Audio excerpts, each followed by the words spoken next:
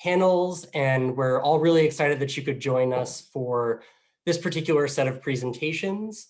Our panel this evening is called, oh, sorry, I just lost my tab.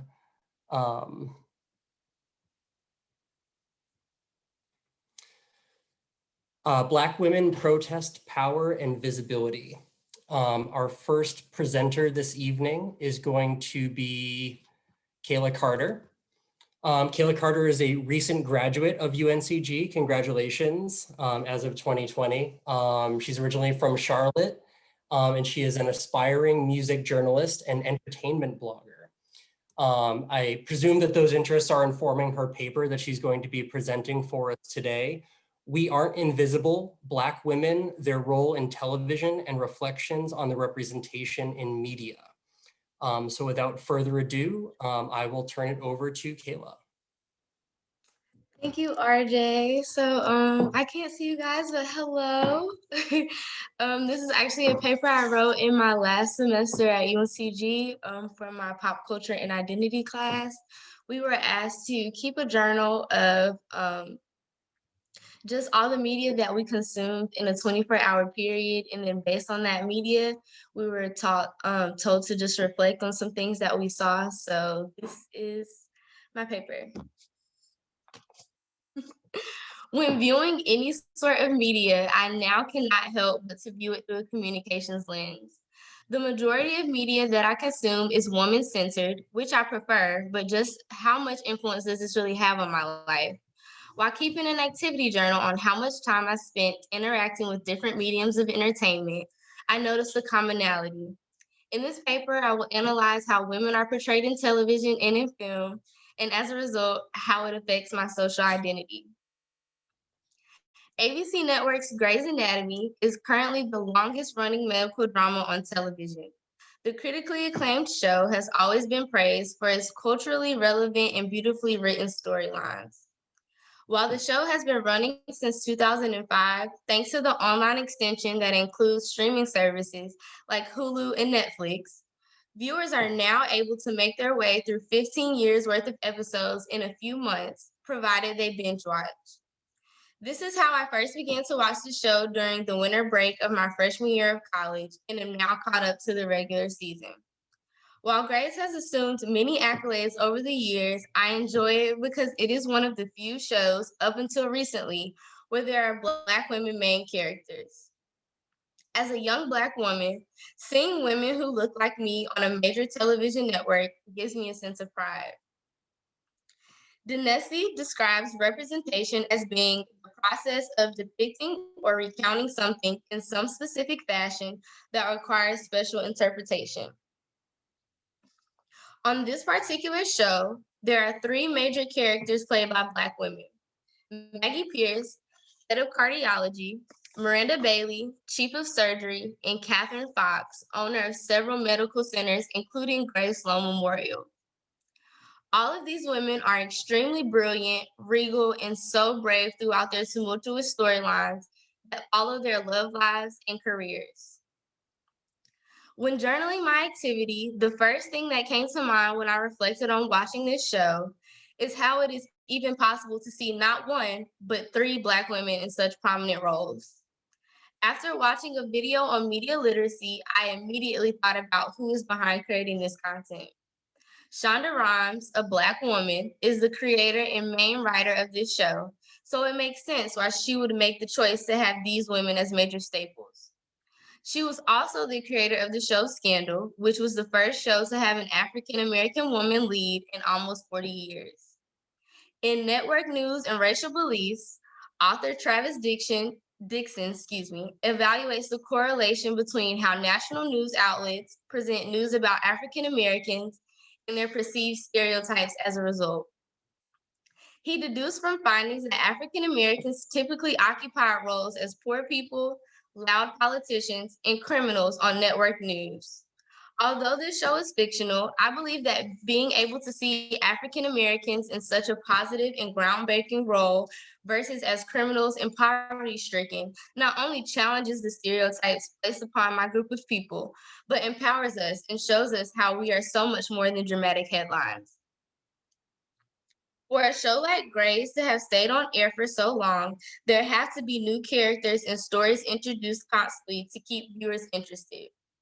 Even so, there are common themes I have noticed throughout my own viewership, such as how these women have balanced motherhood, marriage, personal problems, and friendships, all while having very high profile careers as surgeons. In one of the recent episodes I viewed, Catherine is currently recovering from having a huge tumor removed, all while battling an aggressive and advanced cancer. She is also still overseeing several different hospitals run by her foundation. In Jae Eun Chung's article, he reflects on his findings after completing a case study that sought to analyze the relationship between time spent watching medical dramas and viewers' perception of health using cultivation theory. He found that heavier viewers of this type of television were more likely to believe in illnesses being fatal. I would have to agree with Chung because as I watched Catherine's plight and saw her make it just barely through her operation, I thought to myself how this was only something that could happen on TV. However, her resilience through such a traumatizing experience was something I identified with in her character and has influenced how I choose to handle my struggles in real life. After taking a nap, I began watching one of my favorite shows, HBO's Insecure. This show is centered around main character Issa and her navigating through her early 30s in Los Angeles. Anytime I watch this show, it serves as a mirror to the reality I feel as though I am currently facing. While the drama that surrounds Issa I can relate to all too well, another reason I identify with her character is because she physically looks so much like me. A study conducted by Vanessa Cox and Monique Ward in 2019 on the content and scripted series featuring Black women found the following. Most Black women were portrayed as dark-skinned and thin. Again, these results can be interpreted as both encouraging and or idealistic. Previous content analyses found that Black women in media were often of lighter complexions. Consequently, our finding that the majority of Black women on these programs were darker skinned is refreshing because it exemplifies acceptance of darker skinned women on screen. When I reflect on television while I was growing up until now, I notice how there are not only more Black women in major roles, but they are of darker skin tones, like Issa. She also wears her hair naturally and has a kinkier curl pattern than most that are typically shown on TV. All of these physical attributes are things that I possess. Issa Rae is not only the star, but creator of this show and uses her platform to empower darker skinned women by offering us representation that is positive. Insecure also has a great deal of post-feminism characteristics as a 21st century sitcom. A tension that is the most prevalent is that of agency and victimization. Belinda Stillion Southard, when applying this tension to fellow HBO sitcom Sex and the City, had this to say. Female sitcoms often treat the struggle between agency and victimization by exploring the extent to which feminism liberates women from patriarchal institutions, such as the nuclear family, monogamy, and heterosexual romance. A great example of this within Insecure are Issa and her best friend Molly's dating lives. Molly at one point begins dating her childhood friend, Dro, who has an open marriage. As they spend more and more time together romantically, she finds herself falling in love and becoming increasingly jealous of the fact that he is married and must split his time between her and his wife. Eventually, things come to a boiling point, and Molly decides to take control of the situation by offering him an ultimatum. They can either be just friends or have a casual sexual relationship. In the scenario of Molly and Dro, Molly exercises her agency in how she chooses to engage with Dro, which I believe is meant to empower women by showing them how they interact with men does not have to be strictly on his terms. However, things take a turn after Molly and Dro decide that they will keep their relationship to sex only. Molly slips back into old habits by going on a date with him, only for them to get into an argument regarding his wife, which leads to him storming out and them never talking to each other again.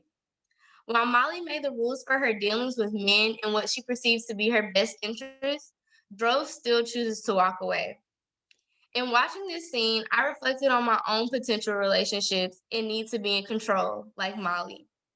Since her character is known for always being too pushy, and I sometimes see myself in her, this has heavily affected how I interact with male suitors in real life.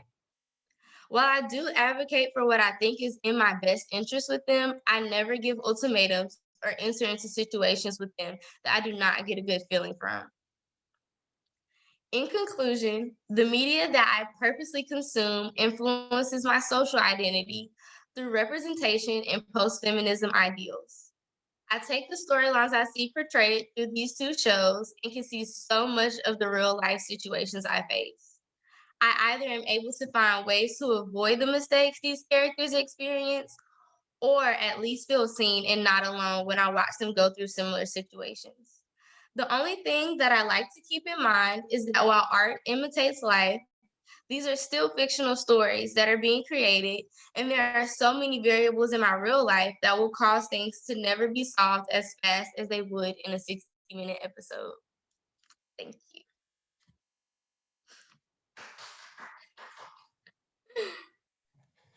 And I suppose it could have like unpaused for the applause.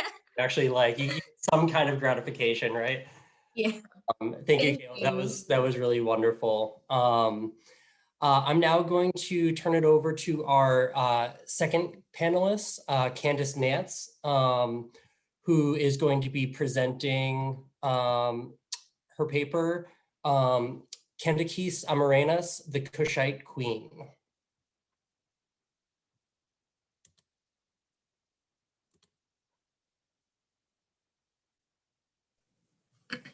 One second, Candice, we can't hear you. I see that you're not on mute, so maybe whatever device you're using, the audio is turned off on there so that your actual computer could be on mute.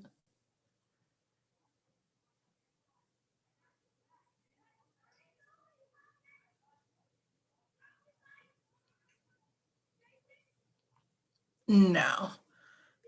Let's see.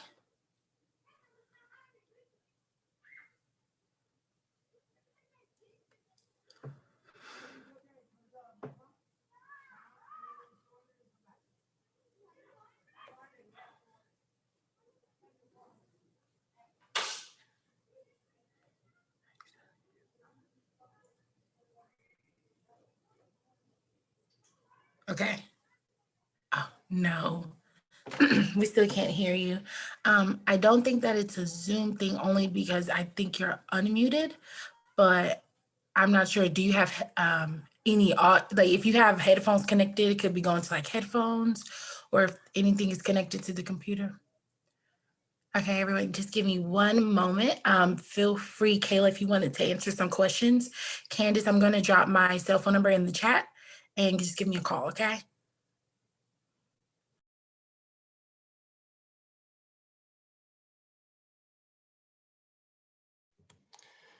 So while Kalia and Candice get that sorted out, yeah, let's go ahead and see if there are any questions for Kaela. Kaela, would you mind turning your camera back on so we can ask you some questions here?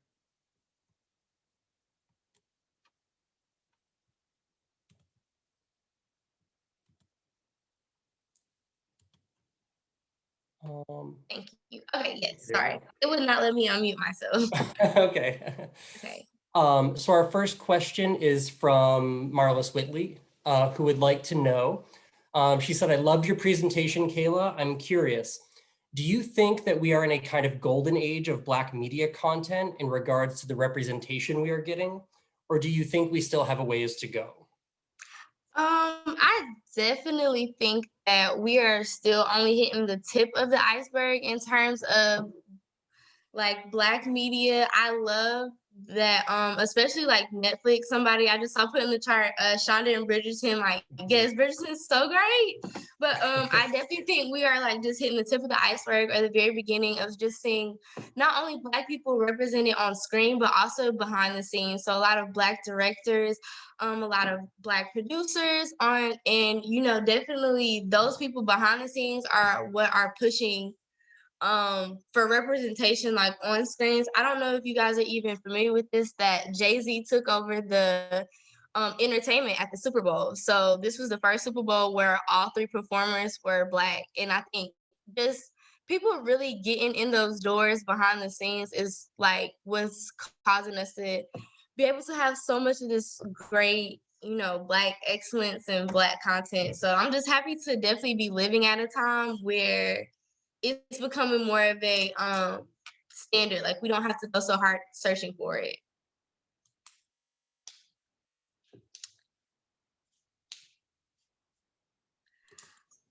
What other media? Okay, hi Bruce. What other media content do you think influences the way African Americans are viewed? I'm definitely gonna say I think anything.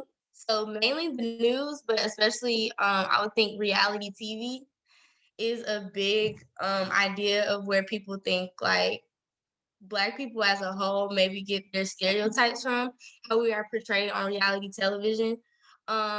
The biggest thing for me though, I love reality TV, but even I realize that reality TV is not really rooted in reality anymore. And I also think that with Black people, it's just the simple fact that we do not all live like we're not a monolith. So somebody else's reality as a Black person is not mine. So I could never tell them, you know, what they're experiencing is not really what happens to Black people. Like we're all different. We come in so many different shades. We all come from different walks of life. So I just think those are probably the main two things, like news and reality television.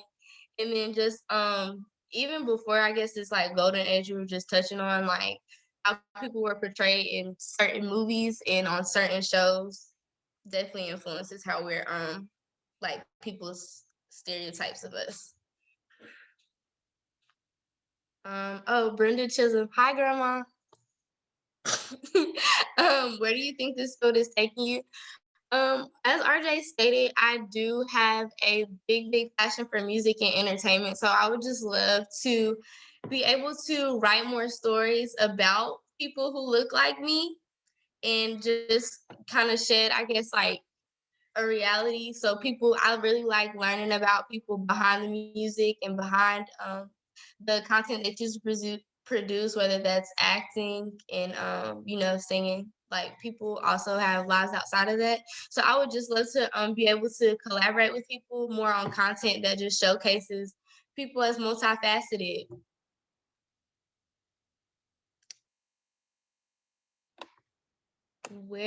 Okay, Dario Adams, where do I hope to see Black media in the next 5 to 10 years? Hopefully, I hope to see Black media just as regular part of media and entertainment. So right now I do feel like we always kind of stress like, oh, that's a Black movie, or oh, that's a, you know, a Black producer, which there's nothing wrong with being proud of those things, but I just can't wait until it's literally just the norm. So hopefully I feel like the direction we're going in, that's where we're headed. Yeah, that's so important. Kaela, I'll just pause you right there. Candice, do you want to see if your microphone is working now?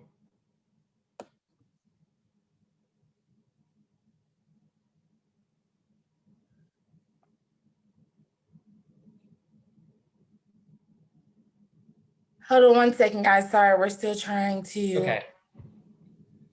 All right. In that case, can you hear me now? Yes, actually we can. Yes. Awesome. Okay. Oh, thank you guys so much for your patience. I'm so sorry about the little bug issue. Thank you. I wanted to, again, just thank the panelists, the other panelists and presenters And Kalia, I really, really enjoyed your paper and your talk. Insecure is one of my favorite TV shows right now, and definitely Shonda Rhimes is doing it for the culture. So I really enjoyed that. Okay, so I'm going to be presenting on Kandakis Amanirenas, who is the Kushite queen who stood against Rome. I'm going to start off by reading my paper, and then we'll go through a PowerPoint presentation, okay? Okay. So Kandakis Amanirenas, she was a queen and ruler of the Kushite kingdom, which is a region referred to as Nubia, and located in present-day Sudan, Ethiopia, that region. She ascended to the throne after her husband, Emperor Patriotism, was killed in battle. She ruled as the sole ruler of Kush from 40 BC to 10 BC, and is said to have been one of the most powerful queens to ever rule. Kandakis is often depicted and described as a masculine woman or one-eyed warrior queen. She had one child. His name was Prince Akinadad, and he was also revered for his skills as a warrior as well. Kandakis Amanirenas was in power in Kush at the same time as Cleopatra, so they were contemporary rulers. In present-day Egypt. Around 35 BCE, Roman forces began to invade Egypt in an attempt to conquer and rule the kingdom. By 30 BCE, Rome had all but conquered Egypt, and Cleopatra's forces were dwindling. Rome conquered Egypt and in 27 BCE attempted to make their reach felt by imposing taxes on Kush, which was the region currently ruled by Kandakis Amanirenas. Let me see. Okay. Queen Amanirenas was not having it. The warrior goddess assumed an offensive strategy and struck preemptively and took the fight to Egypt in 24 BCE. She stood in command of over 30,000 Nubian soldiers. She and her battalion were able to fend off the Romans and secure the sovereignty of the Kushite kingdom. A peace treaty was signed establishing Aswan as the border region between the two kingdoms of Egypt and Kush. And it is said that the treaty was significantly more favorable to the Kushites. Kandakis Amanirenas, perhaps her boldest move, was during a siege of one of the Roman cities. She cut off the head of a statue of then Emperor Augustus Caesar. She placed the statue beneath the steps of her palace so that all might walk over the head of the man who dared make himself an enemy of Queen Kandakis, the Kushite kingdom.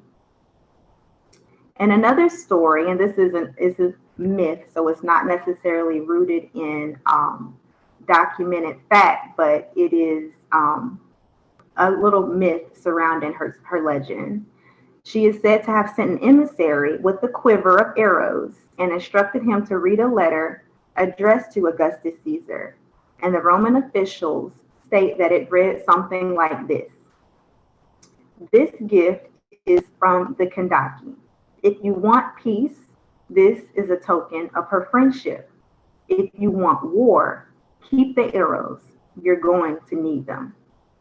Kandakis Amanirenas' leadership, tenacity, and strength is an inspiration to all people, especially those of African descent, especially in conversation of Black women in antiquity. She confounds everything that European culture or patriarchy has presented to society as to what a ruler is and does. Okay, so that is a paper. And I'm actually going to go ahead now and proceed with the PowerPoint presentation. I just need to get the thumbs up from RJ that I can share my screen.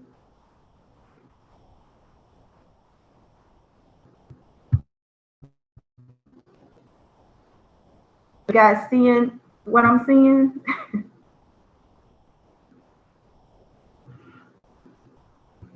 No, we're not, Candice. Okay, just a moment.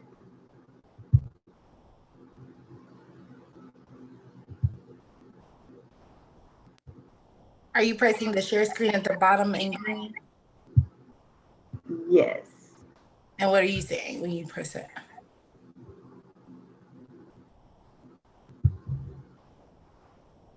It says it wants to share my entire screen. Choose what I'd like to Yeah, so then you go to there you go. Okay, so you guys can see it now? Yes, ma'am. Yes, Okay, we can. Thank you. perfect. Thank you for your help. I'm so sorry. I'm new to presenting on the Zoom platform, but thank you guys for bearing with me. Okay, so this is a PowerPoint presentation, Kandakis Amanirenas, the Kushite queen who stood against Rome.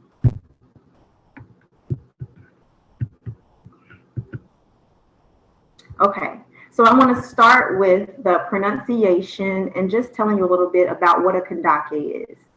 So the name is pronounced Kandaki. It is a Merodic word, and it is basically a title that is assigned to royal woman. It means royal woman, or as we would translate it today, to mean queen. And again, as I said, it's a Merodic term, and the Kandaki that I'm presenting on today, Amanirenas, is one of many. So these were a line of Nubian women who were royal, who were queens, and many of them ruled as sovereign rulers of the Nubian region of Africa. So again, as I said, there were many, many Kandakis. There's a long legacy of them, and I wanted to first shout out the original Kandaki as far as historical record will allow us to do. Her name was Shana Kadekti, and she is the earliest known Kandaki. She reigned from 177 BC to 155 BC. And we then have Amanirenas, who we will be discussing at length today. And she is the one referred to as the one-eyed queen. She reigned from 40 BC to 10 BC. And then we have Amanirenas. Now, as I said, there were many Kandakis. The reason I included Amanirenas is because she is actually the Candice that is referenced in the Holy Bible in Acts chapter 8, verse 27. I wanted to include that because many of us don't know about the Kandaki. And so that I figured that would be a good point of reference. That might be something that could like trigger a memory if you are someone who has studied religion, specifically Christianity. She is in there. Okay. So as I was saying, the Kandaki were prominent figures on the global stage, known for being strategic leaders. Much of how we think about militia and just military forces in general is more of a westernized concept. I think it's important to know and note that there were many female-ran civilizations, and since these women were the head of the civilizations, that also made them the head of the military. And so here's a quote that is in Acts chapter 8, verse 27. And he arose and went, and behold, a man of Ethiopia, a eunuch of great authority under Candice, queen of the Ethiopians, who had the charge of all her treasure and had come to Jerusalem to worship. I do want to point out that it makes mention here of the country Ethiopia. Ethiopia at the time was a term used to describe all of sub-Saharan Africa. At the time, it just meant that these were people with dark skin. So you may see Ethiopia, Kush, and Nubia, these words used interchangeably, but the region is Nubia. The nation or kingdom was Kush, and this is the time where it's all referred to as Ethiopia by outsiders. Okay, so where was the Kushite Empire located exactly? As I said, it's present-day Sudan region, but it's right here up under Egypt. So you've got Lower Egypt here, Upper Egypt, depending on, you know, how you perceive lower and upper. We know that the Nile flows south to north. So right here under Egypt. Okay, so now we'll get into discussing Kandakis Amanirenas, the one-eyed queen. She was born approximately between 60 and 50 BCE. The exact date is not known, but this is what historians guesstimate. She was married. She did come to rule by marriage alongside, his name was King Tariquides, until his death. He died in battle, at which point she became the sole ruler of the Kushite kingdom. She did have one son. His name was Akinadad. And as I mentioned in the paper, her reign ran parallel with that of Cleopatra's. So the central conflict, why is it important to know about Kandakis Amanirenas? Well, as I said in the paper, Rome did invade and conquer Egypt around 30 BC. The newly appointed governor of Egypt, his name was Cornelius Gallus, appointed by Augustus Caesar, who was the then emperor who headed the conquering of Egypt, attempted to impose taxes and sanctions on Kush. And once this happened, Amanirenas realized that, okay, they're going to continue to push for expansion. We don't want to be sitting ducks, if you will. So being the strategist that she was, she led a battalion of over 30,000 soldiers to strike in Egypt, strike Roman forces in Egypt. And this began the 5-year-long war that came to be known as the Meroitic War. This is the head of Julius Caesar. It's currently on display at the British Museum. And I'm not sure if you guys heard when I read the paper, but in one of the many battles fought, Kandakis Amanirenas cut off the head of Julius Caesar's statue and took it back with her, which was a huge, huge act of just badassery. I don't know how else to say it. She kept the head and buried it beneath the steps of her temple. And this was really symbolic and very, very unorthodox, I would say, as a female ruler, especially an African ruler, to show that type of strength and sureness in her reign. So she buried the head of Julius Caesar underneath her steps of her temple so that all entering would have to walk over his head. And this is actually the stela, or it's basically just an ancient piece of writing on stone. And this actually is not fully been transcribed yet, because Meroitic is not a dead language, but it's not widely known. So they're still trying to decipher it, but it does make mention of Kandakis Amanirenas and her son. And these two pieces are really important in the discussion of Amanirenas because, again, it's not a story, or she's not a figure that we know much about, that we learn about in history. I was speaking with my faculty advisor, Dr. Ali, and I'm like, you know, it's interesting that we know so much about Cleopatra. She is pretty much kind of like, not a household name, but a well-known figure in history as it relates to Egypt and the continent of Africa in general. But her existence is well documented, well known. Kandakis Amanirenas, for some reason, is not as well known, especially in Western history. So these two pieces of information are extremely important, and both are on display currently at the British Museum. And so the most known piece of information in regard to Kandaki Amanirenas was in a book called Geography by a historian, philosopher, and geographer named Strabo. And Strabo was present for the full excursion and the full 5-year war, as well as the events leading up to the 5-year war with the invasion and conquering of Egypt.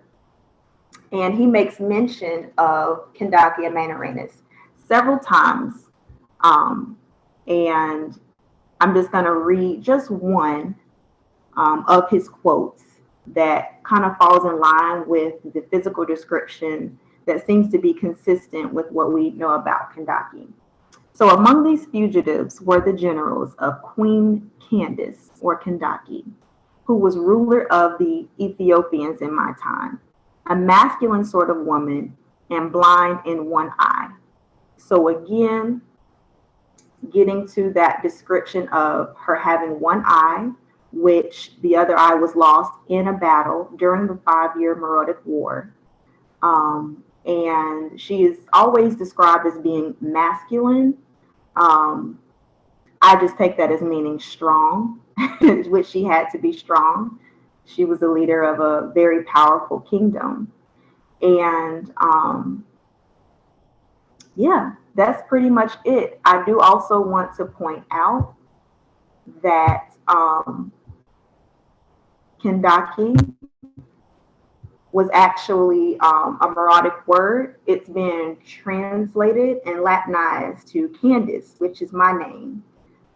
So I'm sure you guys can understand my connection and my desire to just learn more about all of the Kandaki, but especially Amanirenas as she relates to history and our understanding of world leaders.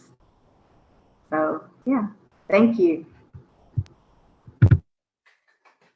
Great, thank you so much, Candice. You sort of anticipated my first question, which was about the kind of the connection with the names. But we'll go ahead and transition now to Q&A. We have some questions still queued up that folks wanted to ask of Kaela. So I'll direct a couple of those toward Kaela. If you could go ahead and, yep, there you go. You got your camera back on. All right, yes. So I'll steer a couple of those toward you, Candice, or to Kaela first, and then as some questions start to come in for Candice, I'll probably jump those in the queue to make sure that we get questions for both of you. So we'll start with Kaela. You just want me to Sorry. Can you hear me? We can, yes. Yep. Okay, sorry. It said my connection was unstable. Okay. No, it's all right. We're back to it. So the first question we have in the queue for you, Kaela, Tutu Ajani said, I really enjoyed your presentation. What kind of nuances do you think shows like Insecure bring to dark-skinned women that we haven't been able to see before? Well, first of all, thank you, Tutu. I think that typically we've seen like in earlier years, I feel like dark-skinned women are portrayed as like the mean girls, or typically like in servant type roles, like in even older movies and televisions, like just like the mammy or less than almost in a way. But I feel like because of shows like Insecure, we just, again, back to what I was saying about Black people just being normal people, I feel like that's kind of what Issa Rae allows. So literally Issa and Molly are both darker skinned women. And even Molly's like a prestigious lawyer. Like you just don't see that type of representation, especially for Black women, but then even darker skinned Black women. So that is just a big reason why I enjoy watching it, because I just feel like they just get to be normal like themselves. And then Oh, Bruce, do you think reality TV helps or hurts us, especially Black women? Um, that's kind of like a tricky question because I know that like all reality TV isn't, bad or trying to portray us a certain way. Like I said, people like just like everybody else, Black women all have different realities. So I mean, if that is somebody's reality, I guess it could be seen as hurtful, but I think that's also why multiple forms of Black women in media is so important because you can see Black women in different forms. So like reality TV is only one way Black women are being portrayed in the media right now, not the only way. And I'll pop in quickly and ask a question for Candice and invite others if they have questions for Candice to jump into the Q&A also. Candice, I was really fascinated by what you described as the badassery, right? And I don't really know another word for it, right? That is just like a real power move. But I'm wondering if you have thought about that at all in connection with kind of the colonial histories that we tend to see where it is colonized cultures that are actually having their monuments and art sort of plundered and brought away to museums like the British Museum. I'm thinking of the kind of very famous scene at the beginning of Black Panther, where Killmonger's in the British Museum and sort of reclaims the artifacts from Wakanda.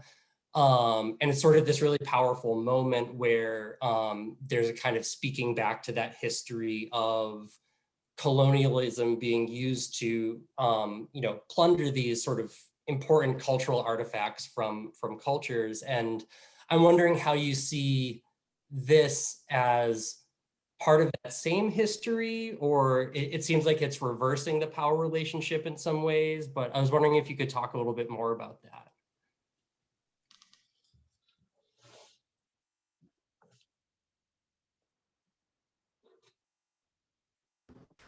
Okay, sorry about that. I was waiting for the host to unmute me. Yes, but I love the question and how you positioned it, starting with the Black Panther. That was a very, very powerful scene. And what Killmonger said was really powerful. And there is a certain amount of, I feel like, privilege that descendants of Europeans have in being able to, see these artifacts, and they're still held by the same people in these museums. And so I think it's great that the head of Augustus Caesar is on display because, as you said, it not being the full sculpture, in my mind, to a thinking person, would kind of pose or put the question in your mind, where's the rest of the statue, right? And so following that thinking, that person is then either going to do the research and figure out for themselves, or I'm not sure if at the British Museum they have any kind of like information as to how the head became severed. But I would say that it definitely, I would say that it's definitely fighting back and kind of taking back its power. And it's possible that was a part of her intention, right? Because this full statue of Augustus Caesar, who is just renowned and known as this great emperor and leader, and in a moment she like just cuts the head off and takes it back with her. So it seems like their stories in that moment become intertwined, and it's like you can't really talk about him without discussing her as well. Yeah, I'd be very interested to see like what the little placard next to it says, if it tries to whitewash that history and say like the head is all that survives of the statue, or if they actually tell that full story that you relayed for us. I think the next question we have is for Kaela, and I'll sort of connect this with a question that Dr. Glenn has. So how do you feel this Black media movement and time of representation will affect the future generation? And then Dr. Glenn relatedly asked, what types of stories or characters for Black women would you like to see in the future?